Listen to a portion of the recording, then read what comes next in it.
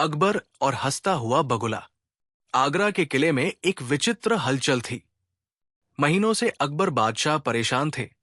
कुछ ऐसा था जो वो किसी से कह नहीं पा रहे थे, और कुछ ऐसा जो कहा नहीं जा सकता था।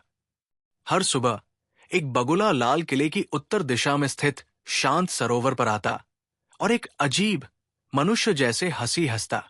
एक सुबह सूर्य की पहली किरणों ने जब लाल किले की दीवारों को छुआ, तो आगरा के उत्तर पूर्वी छोर पर स्थित सपनों का सरोवर अचानक गूंज उठा। गूंज थी एक हंसी की, लेकिन ये सामान्य नहीं थी।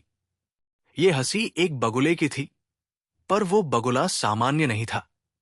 वो एक पैर पर खड़ा होता, अपनी लंबी चोंच आसमान की ओर उठाकर ऐसे हंसता मानो किसी गूढ़ रहस्य का मजाक उड़ा रहा हो। किले के सैनिकों ने ये बात दरबार में पहुंचाई। अकबर ने पहले तो इसे महज एक संयोग माना, लेकिन जब लगातार 7 दिन वही बगुला उसी समय उसी जगह हंसता और फिर उड़कर दक्षिण दिशा में कहीं गायब हो जाता, तो बात गंभीर हो गई। बीरबल, अकबर ने कहा, तुमने बहुत रहस्य सुलझाए हैं, पर यह बगुला, ये मेरी नींद छीन रहा है। उसकी हंसी जैसे वो मुझे जानता हो। बीरबल ने पूछा, क्या आपने उसे देखा है? अकबर ने सिर हिलाया। हां, एक बार। उसकी आंखें, उनमें कोई पुरानी पहचान थी, जैसे किसी इंसान का पुनर्जन्म हो। बीरबल ने कुछ देर सोचा और बोला, जहां वह आता है, वहां एक रात मुझे अकेला जाने दीजिए। मैं देखना चाहता हूं कि यह बगुला किसका प्रतीक है, किसी साजिश का, किसी आत्मा का, या आपकी अंतरात्मा का। बीरबल रात को चुपचाप सरोवर पहुंचा। चारों ओर सन्नाटा था।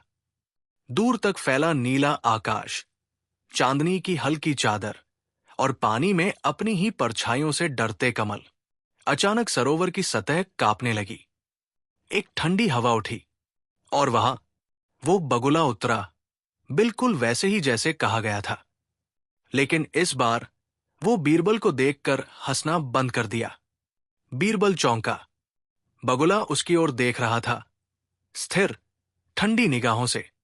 फिर अचानक उसने एक शब्द बोला, पुनर्जन्म। बीरबल वही ठिठक गया। क्या ये कोई जादू था, या कोई यंत्र जिसके जरिए कोई व्यक्ति बोल रहा था? पर कोई था नहीं, सिर्फ वो बगुला और उसकी चमकती आंखें। बीरबल ने अगले दिन सरोवर के आसपास खुदाई का आदेश दिया। एक पुराने पीपल के पेड़ की जड़ से एक लोहे का संदूक मिला, जिसमें एक कांस्य की प्लेट और एक फटी हुई हाथ से लिखी डायरी थी। डायरी किसी मीर सलीम नामक व्यक्ति की थी। वो एक पूर्व ज्योतिषी था जो दरबार में वर्षों पहले सेवा करता था, पर फिर अचानक लापता हो गया था। डायरी के अंतिम पन्नों में लिखा था, मैं जानता हूं अकबर को क्या चाहिए, पर मैं जो देख रहा हूं वो वे सह नहीं पाएंगे। अगर मैं जीवित न रहा तो मेरा संदेश उस रूप में लौटेगा जिसे वे कभी नहीं भूल सकते, हंसते हुए बगुले के रूप में। बीरबल का माथा ठनका। मीर सलीम, वो शख्स जिसे दरबार से निकाल दिया गया था क्योंकि उसने अकबर के बारे में एक भविष्यवाणी की थी जो सुनने में असंभव थी। बीरबल ने पुराने रिकॉर्ड खंगाले। पाया कि मीर सलीम ने कहा था, एक दिन अकबर खुद को अपने ही पूर्वजों से घिरा पाएंगे और उन्हें न्याय करना होगा ऐसे लोगों का जिनके पाप उन्होंने नहीं किए। इसके बाद उसे पागल घोषित कर जेल भेज दिया गया और फिर उसका कोई पता नहीं चला। अब लगता था कि वो मर चुका है और शायद उसकी चेतना ही उस बगुले में बस गई है। बगुला अब हर रात आता और हर बार बीरबल से एक नया शब्द बोलता, पुनर्जन्म, अधूरा न्याय, धोखा, पिता, अकबर। बीरबल इन शब्दों को जोड़ने लगा। फिर एक दिन बगुला अचानक एक जगह जाकर जोर से हंसा और पानी में कूद गया। जहां वो कूदा वहां पानी नहीं था। एक गुप्त द्वार खुला। बीरबल भीतर गया। नीचे एक भूमिगत कक्ष था। वहां दीवारों पर अकबर के पूर्वजों की आकृतियां उकेरी गई थी, लेकिन उनमें कुछ अनजानी छायाएं भी थी, और एक दरवाजा जिसके ऊपर लिखा था, अधूरी आत्माएं न्याय की प्रतीक्षा में है। बीरबल ने ये बात अकबर को बताई। एक दरवाजा है, बीरबल बोला, जो शायद आपके ही अतीत से खुलता है। ये बगुला उसी का संकेत है। अकबर ने कुछ देर आंखें मूंद ली, फिर धीरे से बोले, मुझे ये डर हमेशा से था कि मेरा वर्तमान मेरा अतीत मांग लेगा। अकबर और बीरबल उस रात गुप्त कक्ष में पहुंचे। जैसे ही दरवाजा खोला गया, एक भयंकर रोशनी फूटी और सामने एक विशाल दीवार पर छायाएं उभर आई, जो अकबर को देखकर हंस रही थी। ठीक वैसी ही हंसी जैसी उस बगुले की थी। एक आवाज गूंजी, सम्राट, समय आ गया है।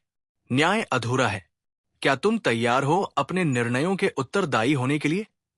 बीरबल ने देखा, वो बगुला अब दीवार पर नहीं, बल्कि अकबर के कंधे पर बैठा था और हंस रहा था। उस रात के बाद अकबर ने दरबार में किसी को कुछ नहीं बताया। सरोवर अब शांत था। बगुला कभी नहीं दिखा, पर बीरबल को मालूम था कोई निर्णय लिया गया है और कोई आत्मा अभी भी न्याय की प्रतीक्षा में है। बगुले की हंसी अब सरोवर पर नहीं, अकबर की नींद में गूंजती थी। बीरबल के दिमाग में दीवार पर उभरी छायाएं अब तक घूम रही थी। लेकिन जैसे जैसे मामला सुलझने के करीब आया, वैसे वैसे एक नई उलझन जन्म लेने लगी। न्याय का शून्य कक्ष केवल रहस्य नहीं था, वो एक दर्पण था अतीत का, वर्तमान का और कुछ बेहद अजीब भविष्य का। पर सबसे पहले दरबार में कुछ उलझे हुए प्रश्न और बगुले की हंसी के बीच बीरबल का मजेदार मिशन शुरू होता है। दरबार में हंसी का नियम लाना चाहिए। यह प्रस्ताव आया बगुले की ओर से और उसे पढ़कर मूशी दरबार में ठहाके मारकर हंस पड़ा। मूशी जी, आप हंस क्यों रहे हैं?